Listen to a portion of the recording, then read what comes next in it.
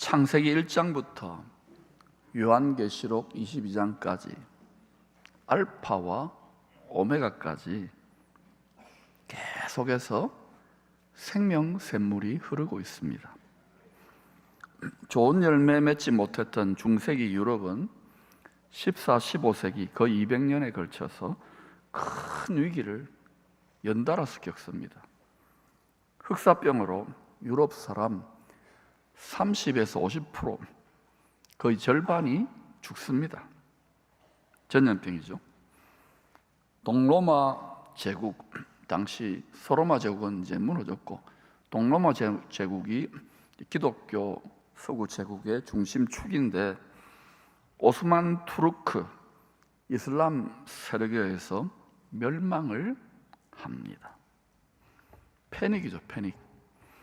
교회도 3명의 교황으로 분열해서 여러 또 세력들과 규합해서 악의 다툼을 하고 있었습니다. 한마디로 서구 기독교 사회의 총체적인 위기의 시대가 14, 15세기였어요. 이런 암울한 시대, 희망이 보이지 않고 두려움과 공포와 근심과 염려와 패닉이 지배하는 이런 때에 근원으로 돌아가서 이 큰 위기를 극복해보자는 각성운동이 일어납니다. 이를 아드폰테스라고 합니다. 한번 따라합시다. 아드폰테스. 시편 42편 1절에 시냇물이라고 하는 단어를 라틴어로 이렇게 번역하면 아드폰테스예요. 시냇물로 돌아가자는 말입니다. 하나님이여, 사슴이 시냇물을 아드폰테스, 찾기에 갈급함같이 내 영혼이 주를 찾기에 갈급하나이다. 이 시냇물, 성경의 이 물에 대한, 생명수에 대한 비유는 주님을 말해요. 생수의 근원. 아드는 영어의 전치사 to고, 폰테스는 파운틴 그러잖아요. 분수, 샘물이라는 말입니다. 즉 아드 폰테스는 만물의 근원, 창조의 근원, 샘 근원, 기쁨의 근원, 문제 해결의 근원, 치유의 근원, 하나님께로 돌아가자. 그 하나님을 계시해주고 있는 예수 그리스도의 계시의 책인 성경으로 돌아가자라고 하는 각성운동입니다. 지금 한국뿐만 아니라 미국, 유럽 전 세계 기독교회들도 이 비슷한 총체적인 위기의 국면으로 들어가고 있고, 성경의 예언대로 계속 그런 일이 일어날 거예요. 이유는 뭐냐? 알곡을 추수하기를 원하고, 알곡은 씨앗이고 곡식이거든요. 생수, 물 만나지 못하면, 물고기거든요. 우리가 씨앗이거든요. 알곡이거든요. 물 만나지 못하면 물고기는 죽고 씨앗은 죽고 열매를 맺지 못하는 거예요. 지금이야말로 교회가, 성도들이 만복의 근원 아드폰테스로 부지런히 돌아가야 될 때인 줄로 믿습니다. 아드폰테스, 이 시냇물의 흐름은 점점 두 갈래로 나뉘어집니다. 하나는 로마, 그리스, 헬라 철학에서 해답을 찾아보려고 하는 좀 인본적인 흐름입니다. 교회가 당시에 성도들이 재구실을 못하니까 이런 흐름들이 반동으로 흘러나오는 거예요. 이런 사상적 흐름이 14, 15, 16세기에 르네상스, 인문주의, 인본주의로 꽃피어나고 18세기 계몽주의로 나타납니다. 성경을 바르게 해석해 주지 못하고 꽉 억눌러 놓으니까 새로운 지성운동이 일어났던 거예요. 이 흐름이 계속 살아서 19세기 자유주의 신학의 사상적 배경이 되기도 합니다. 그런데 이 자유주의 신학 사상 때문에 19세기, 20세기, 또 지금 21세기까지 교회가, 그리고 성도들의 믿음이 많이 오염되고 초토화되어졌어요. 또 하나의 흐름이 있는데, 바로 하나님의 말씀, 성경으로 돌아가자는 것입니다. 이걸 좀 자유주의적인 사람들은 근본주의라고 비판적으로 보는데 아닙니다. 아드폰테스로 돌아가는 거예요. 이 시냇물 아드폰테스는 16세기, 17세기 이어지면 지금까지 우리는 종교개혁이죠. 종교개혁으로 이어지고 있는 거예요. 우리가 하나님의 아드폰테스의 구애라는 것을 자부심을 가질 수 있기를 축복합니다. 종교개혁의 핵심 강령, 오직 성경, 솔라 스크립툴라는 이 아드폰테스의 업그레이드 버전입니다. 요한복음 4장 14절, 내가 주는 물을 마시는 자는 영원히 목마르지 아니하리니 내가 주는 물은 그 속에서 영생하도록 솟아나는 샘물 폰테스가 되리라. 예수님이 주는 물은 뭐냐? 예수님의 말씀을 말해요. 이 말씀, 이 물이 들어왔기 때문에, 이 씨앗이 들어왔기 때문에 우리는 여러분 감히 죽을 수밖에 없는데 영생, 부활, 천국을 굳게 믿고 살아가고 있는 거예요. 큰 기쁨의 좋은 소식이 맞아요. 육체로 보면, 세상으로 보면 안 그런 같이 자꾸 느껴지는 경우가 있지만 육을, 세상을 이겨내시기를 축복합니다. 성경은 사람에게 영, 혼, 육체가 있다고 증거합니다. 따라서 각각의 욕망, 각각의 목마름, 각각의 배고픔이 있는 거예요. 세 가지 차원의 배고픔, 목마름이 있습니다. 육적으로 배고프고 목마르면 밥 먹고 시원한 물 한 사발 들이키면 배고픔은 사라지고 해갈이 되지요. 그러니까 사람은 동물이 아니죠. 짐승이 아니잖아요. 먹고 살기 위해서 이렇게 일한다. 짐승 비슷한 거예요. 죄송하지만 육에 길들여지는 세상 문화 미디어인데 우리는 짐승이 아니라는 것을 기억하십시오. 마지막에 요한계시록에 보니까 짐승이 나타난다 그러잖아요. 어떤 의미인지 아시겠죠? 성도들까지도 육체에, 세상에 길들여 놓고 굴복시키려고 하는 거예요.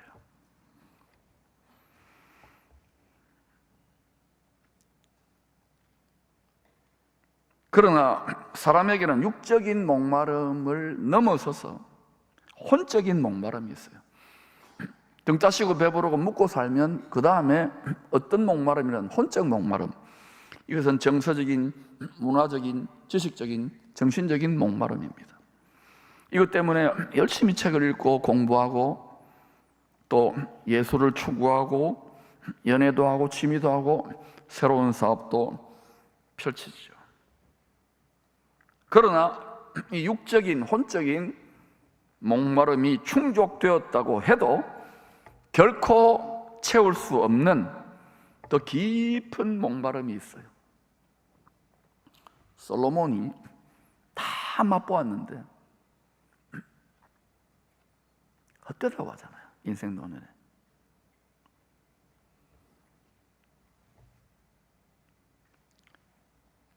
바로 모든 사람들의, 저와 여러분의 내면에 있습니다. 가장 깊은 곳에 영원한 생명에 대한 목마름, 영의 배고픔, 영의 갈망이 있는 거예요.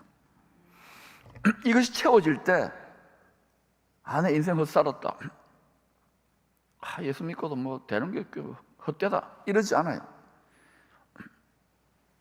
나이 들어가고 점점 육체가 무너져 가더라도 계속해서 속에서는 영의 소원이 채워져, 영의 배고픔, 영의 목마름이 채워졌기 때문에 충만한 기쁨이 있는 거예요.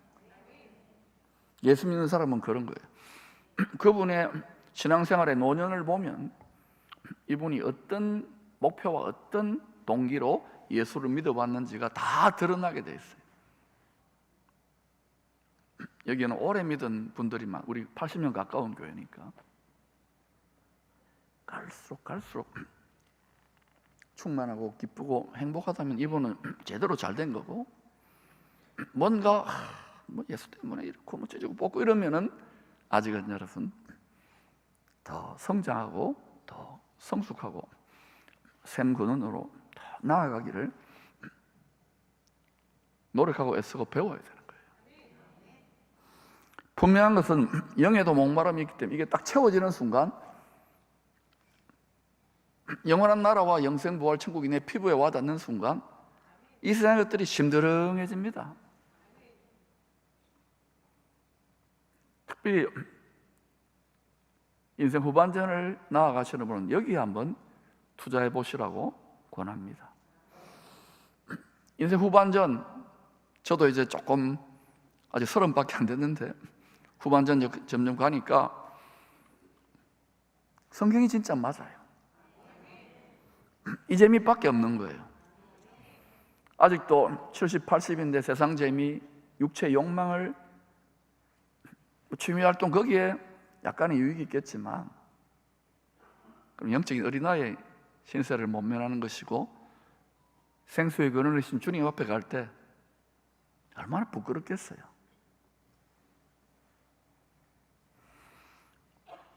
육적인 혼적인 갈망이 충족되어도 사람의 영은 본능적으로 믿는 사람 믿지 않는 사람도 마찬가지입니다. 반드시 사슴이 시냇물을 찾기에 갈급함 같이 하나님을 찾게 되어 있습니다. 어떤 위기나 트라우마나 결핍의 때에 1차 대전, 2차 대전 때에 잠시 열방의 교회들이 반짝하고 부흥을 했던 적이 있잖아요. 왜 그러냐?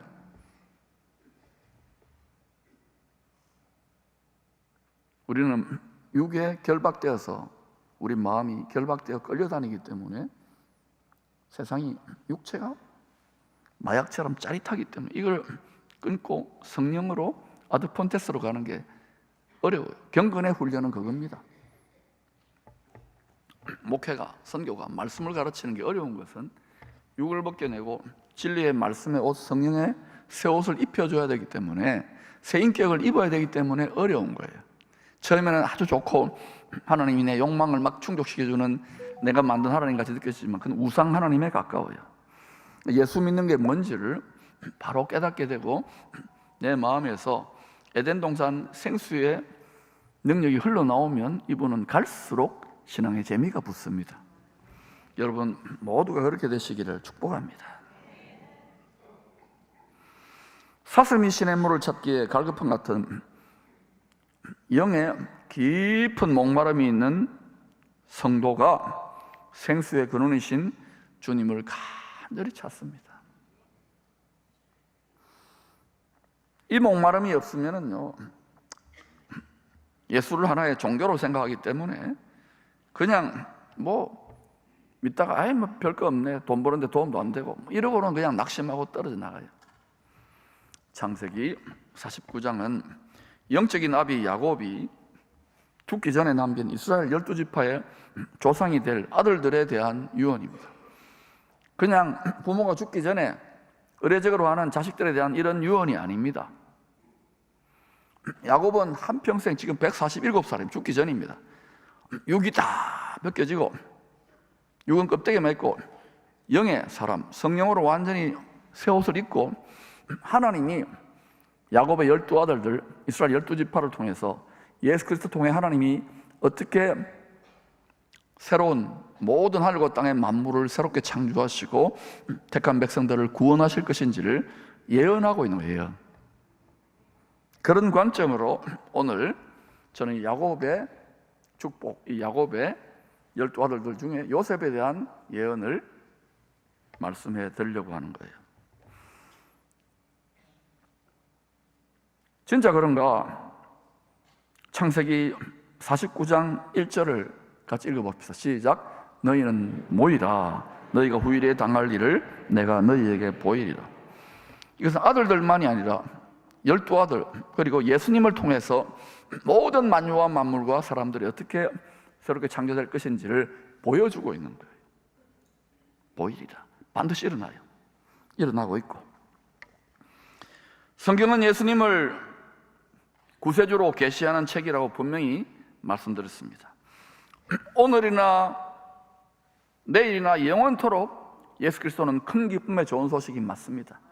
생수의 근원이기 때문에 목마른 자들, 다 죽는데 영생을 갈망하는 자들에게는 큰 기쁨의 좋은 소식이 맞아요. 다만 믿어도 육을 추구하고 육의 소욕, 육의 욕망을 추구하여 세상과 짝하여 세상을 자꾸 사랑하게 되어 있기 때문에 이게 육이 벗겨져 나가는 시험과 연단과 고통이 좀 있는 거예요. 이것을 기쁘게 젊은 시절부터, 어린 시절부터 이걸 멍에를 짊어지고 가면 이분은 오늘 장로님이 기도하는 것처럼 열방을 축복하는 요셉과 같은 예수를 옷 입고 복의 통로가 어느 때든지 될 수 있답니다.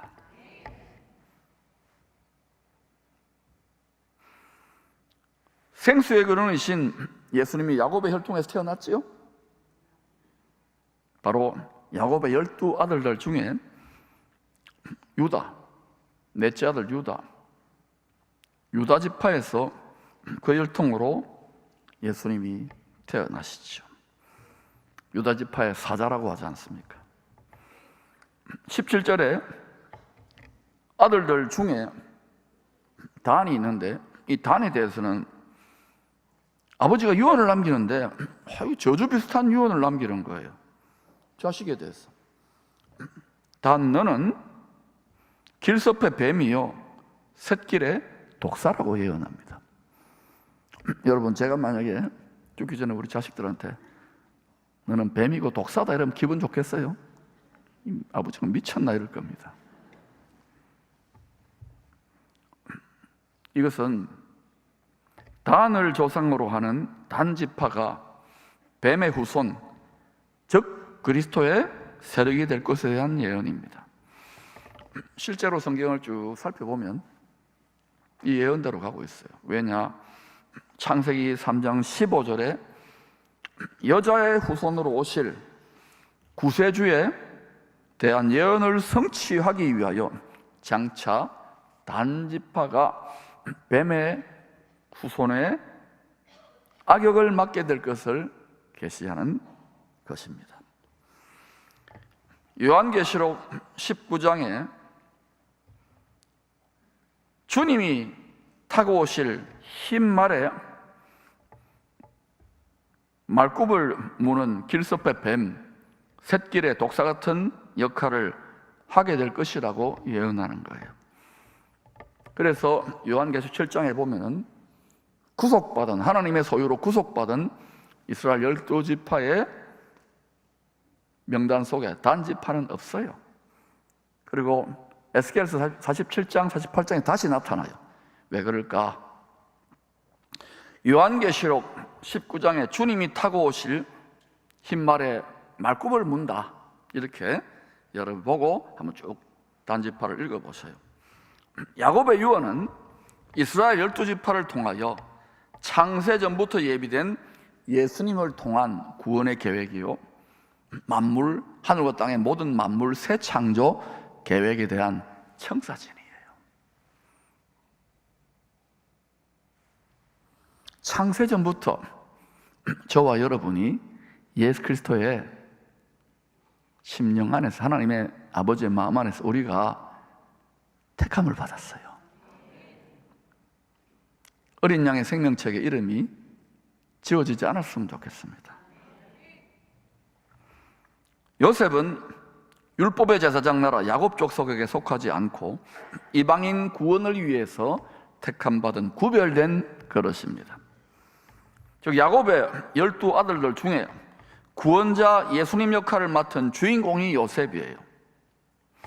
그래서 요셉은 다 하나님 다른 형제들이나 아버지도 다 믿는데 좀 유별났잖아요.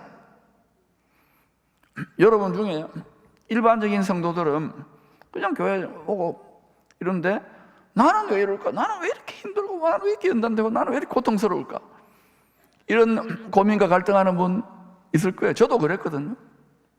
그런 성도들 제가 참 많이 만나봐요.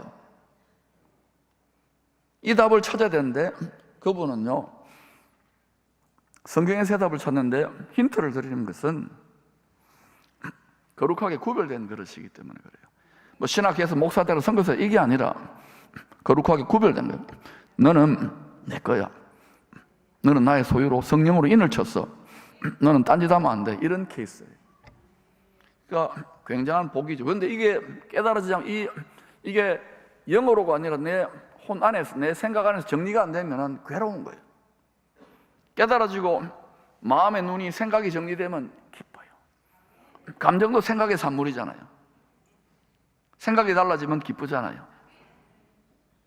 일단 여러분, 나는 왜 이럴까? 나는 왜 이렇게 믿는 게 힘들까? 이러는 분이 있으면 내가 요셉같이 구별됐다고 착각을 해보시고 한번 들어보세요. 아멘. 처음 믿는 분들, 핍박받고 힘들고 외로운 분들이 있을 거예요. 한번 걸어가 보자고요. 야곱은 12아들들 중에서, 야곱 12아들 중에 요셉은 구원자 예수님 역할을 맡은 드라마의 주인공입니다. 잠시 맡았어요. 요셉에 대한 야곱의 예언은 세 가지 차원으로 이해할 필요가 있습니다. 첫 번째, 야곱 족속 이스라엘과 요셉 족속 이방인의 남은 자들이 예수 그리스도 안에서 화목하게 될 것에 대한 예언입니다. 요셉은 형들이 자기를 팔아 죽였잖아요. 죽이는데 넘겨줬는데도 정죄의 직분자가 아니라 많은 연단을 받고, 예수님처럼 연단을 받고 화목의 직분자가 된 거예요. 신약의 하나님의 자녀들은 화목의 직분자인 줄로 믿습니다. 왜 교회에 수많은 성도들이 싸우고 판단하고 찢고 뽑고 하느냐면 삐지고 원수되고 자기의 직분을 모르는 거예요. 화목의 직분자로 부름받았습니다. 화목의 직분자가 될 때까지 하나님은 계속해서 원수를 갖다 붙여요. 여러분이 가는 곳마다 화목케 하는, 화평케 하는 자들이 될 때 하나님의 자녀라 인정함을 하늘과 땅에서 받게 될 것입니다. 두 번째, 장차 하나님의 원수된 죄인들을 구원하기 위한 화목의 제물로 드려질 주님에 대한 예언, 그게 요셉에 대한 축복입니다.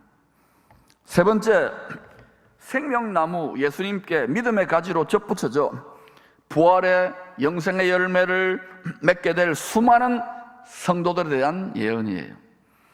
그러므로 예수님의 그림자 요셉에 대한 야곱의 축복은 신약 성도, 예수님께 접붙여진, 요셉에게 접붙여진 게 아니라 생명나무 예수님께 믿음으로 접붙여진 저와 여러분에게도 적용이 될 수 있는 축복의 예언인 거예요.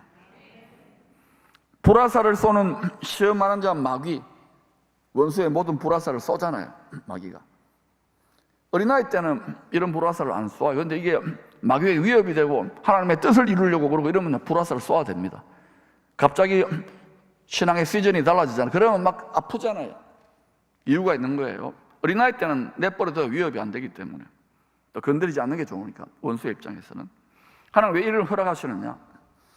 이걸 통해서 하나님의 전신갑주, 성령의 능력의 빛의 갑옷을 입고 원수를 밟아 이길 수 있는 훈련을 시키기 위해서 원통함과 고통과 외로움과 비참함, 이런 훈련들을 시키는 거예요.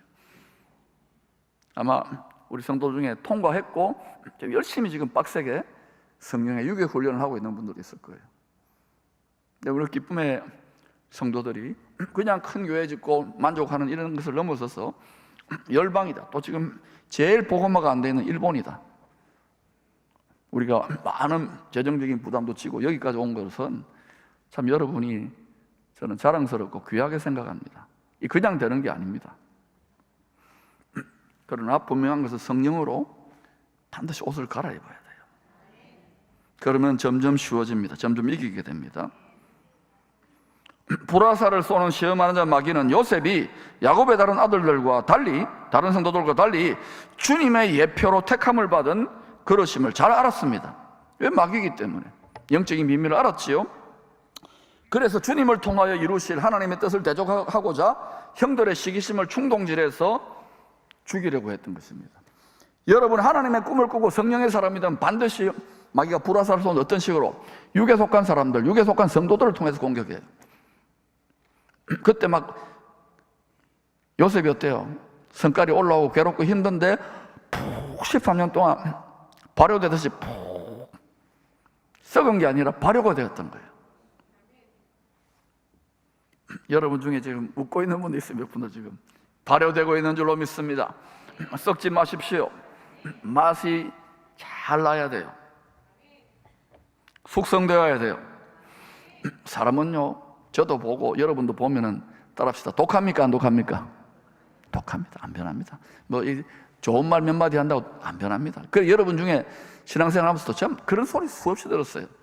목사님, 저 집사님 안 변합니다. 저 목사님 안 됩니다. 누구 마음대로, 누구 마음대로.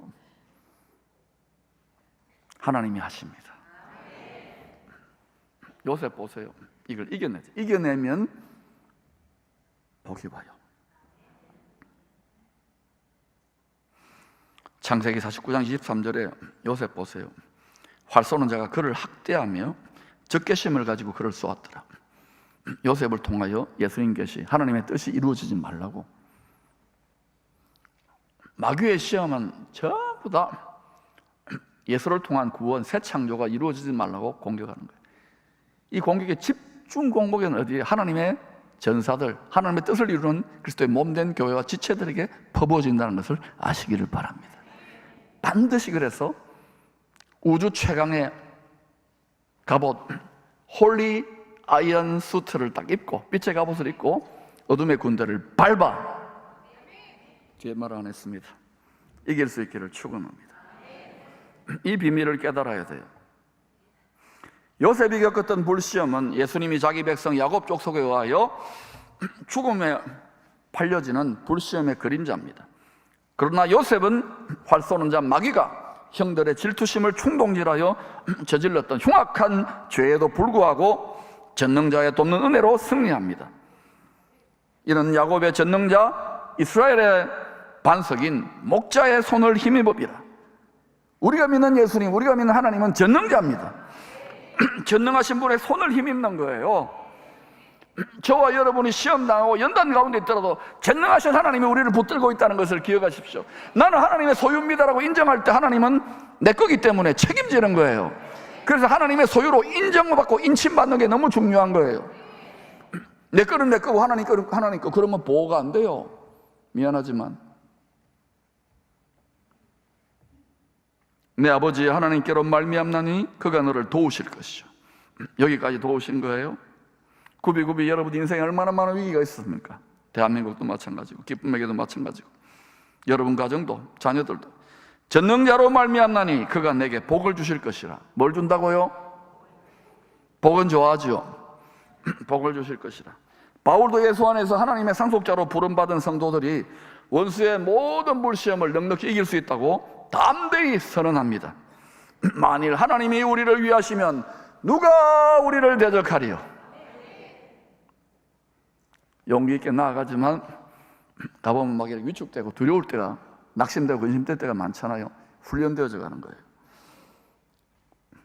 로마서 8장 38절 그러나 이 모든 일에 우리를 사랑하시는 이 우리의 한 남편이 되시고 우리의 한 아버지가 되시는 끊을 수 없는 십자가의 사랑, 하나님의 사랑 안에서 그 사랑하는 이런 말면 우리가 넉넉히 이기느니라. 결국 무엇을 이기느냐? 마귀가 아닙니다. 세상이 아닙니다. 나의 육의 욕망, 나의 자아, 나의 욕심을 이겨야 되는 거예요. 생각이 달라지는 거예요. 너무너무 감사하고 기쁨이 솟구쳐 나오기 시작하는 거예요. 예수 믿는 게 절대 헛된 게 아니에요. 지금은 아멘 하지만 나가면 또 안 그러는 경우 많을 거예요. 저도 많이 그랬어요. 성경 읽으면 아멘인데 나가면 막 깨지고 하나님 우리 아버지 하나도 안 좋은 것 같아 이런 느낌이 많이 솟고, 왜 하나님 아버지는 또 꿈 주시고 하는데 아 내가 아직까지 이만한 성장과 성숙이 덜 됐구나. 근데 우리는 복만 따먹으려고 그러잖아요. 그러면 안 돼요. 그러면 망해요. 원수의 모든 불시험을 이겨낸 요셉이 받을 복에 대한 예언이 이어지는 거예요.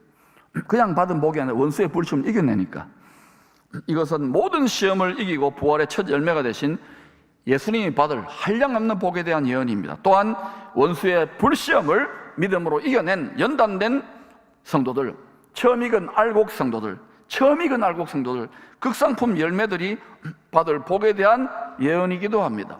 첫 번째, 위로 하늘의 복과 아래로 깊은 샘의 복을 받을 것이라고 합니다.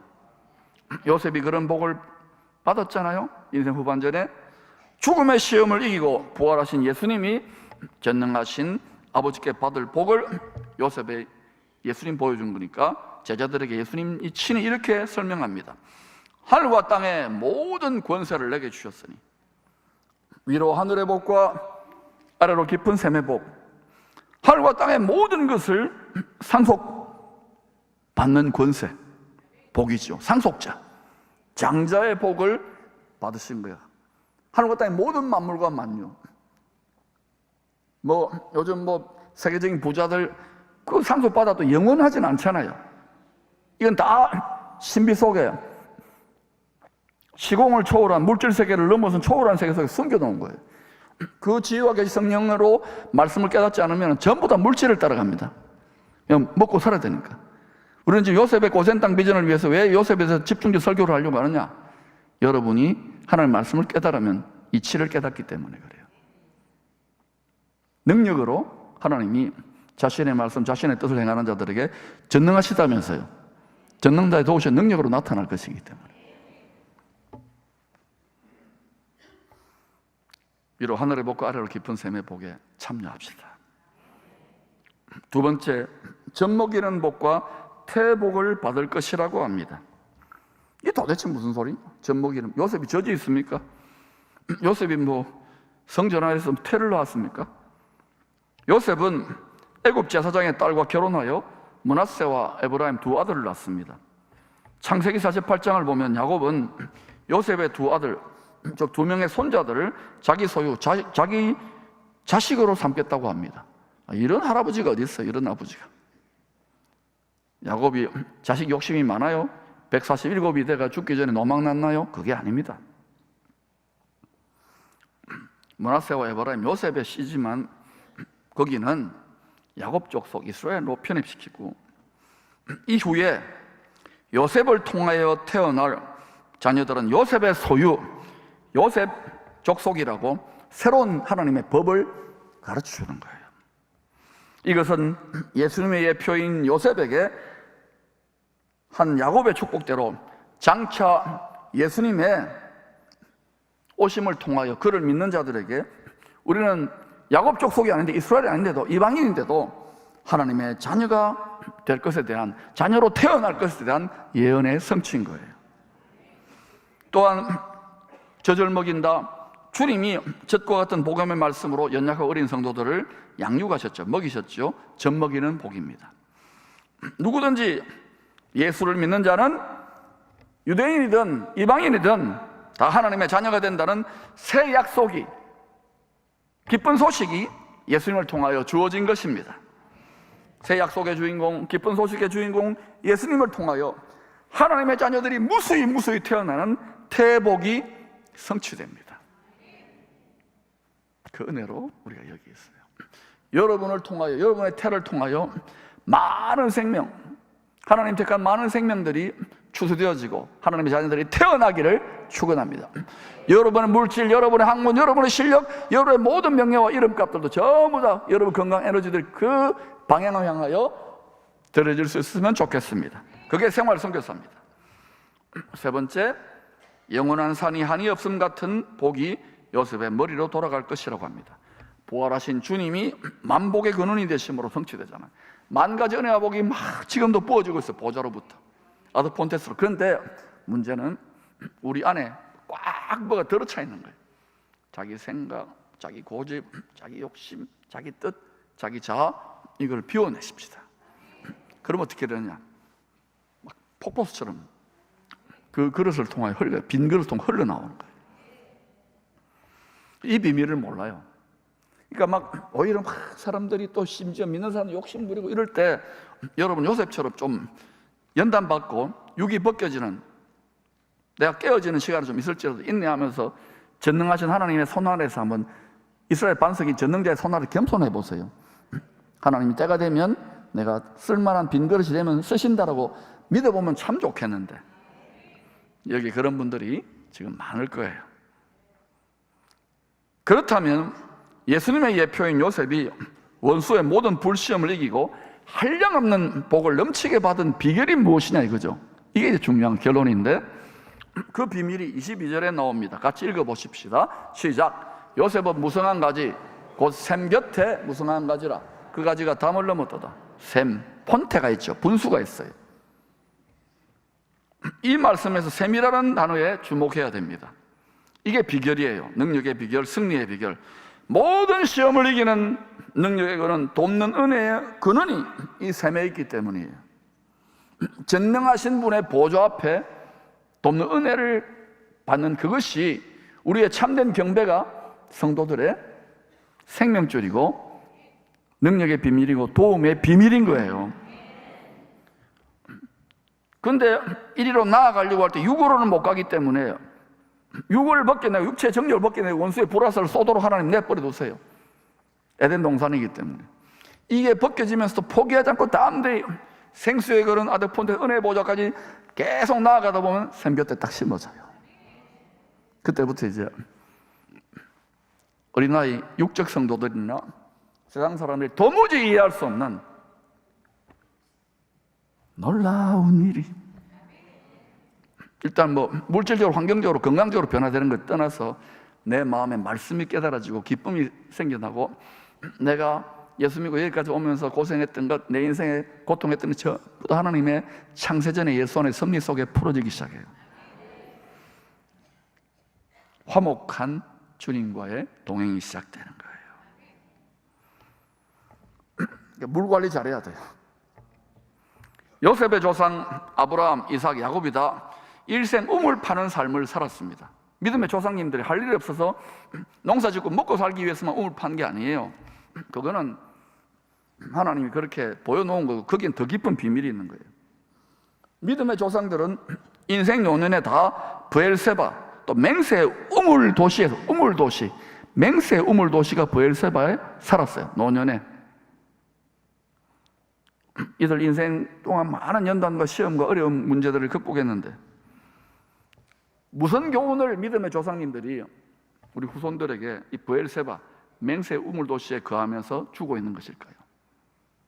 우리 믿음의 후손들인데 그 길을 따라가고 있는데 바로 하늘의 새 에덴 동산, 생명수의 강이 흐르는 하나님의 보좌까지 담대히 나아가라는, 포기하지 말고 나아가라는 경건한 삶의 본을 조상님들이 보여준 거예요.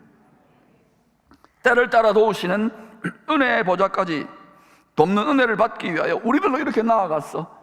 너희들도 포기하지 말고 담대히 나아가라고 하는 참된 경배자로 살라는 촉구입니다. 삶의 메시지입니다.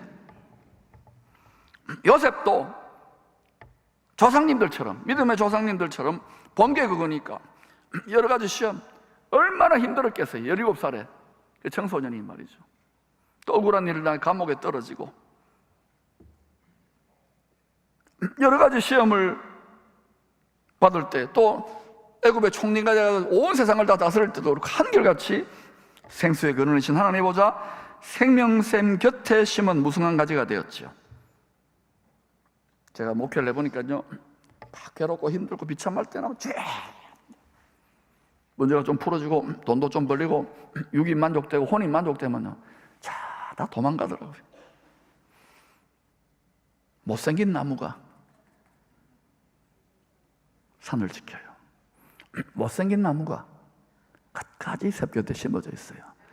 그 못생긴 나무를 통해서 하나님은 여러 가지 힘든 세상이지만 다시금 새로운 생명수의 문명, 아드폰테스의 문명을 일으키는 거예요. 지금은 저는 기독교 사회의 총체적인 위기에 있다지만 어마어마한 기회에 있다라고 믿습니다.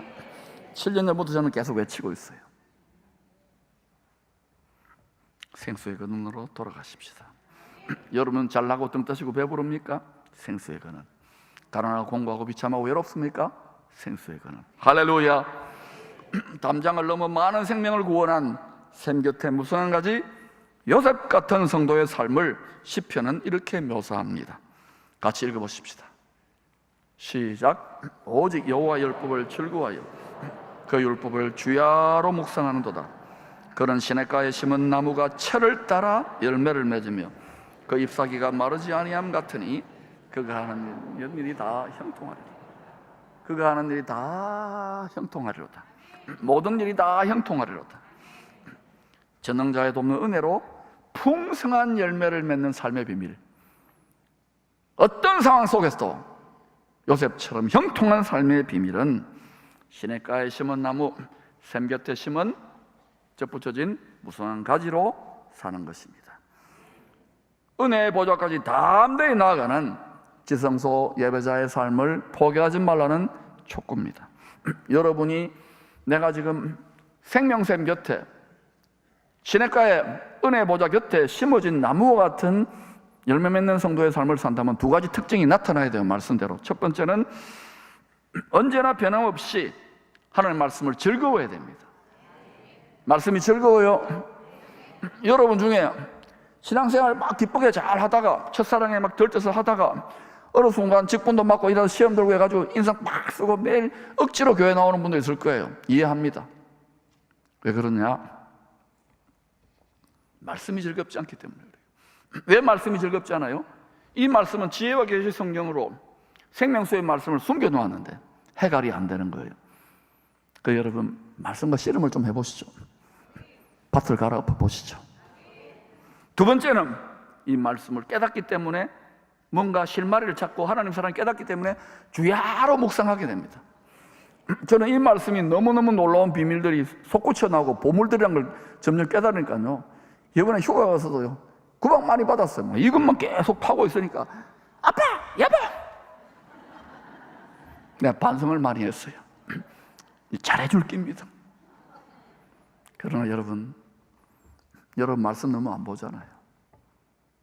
바쁘니까 생수의 건너로 돌아가서 요셉의 복이, 시냇가에 심은 나무의 풍성한 열매의 복이 여러분과 여러분의 가정, 이 공동체 앞으로 하나님이 허락하실지 모르는 위대한 복음의 대한민국, 통일 대한민국에도 나타날지어다.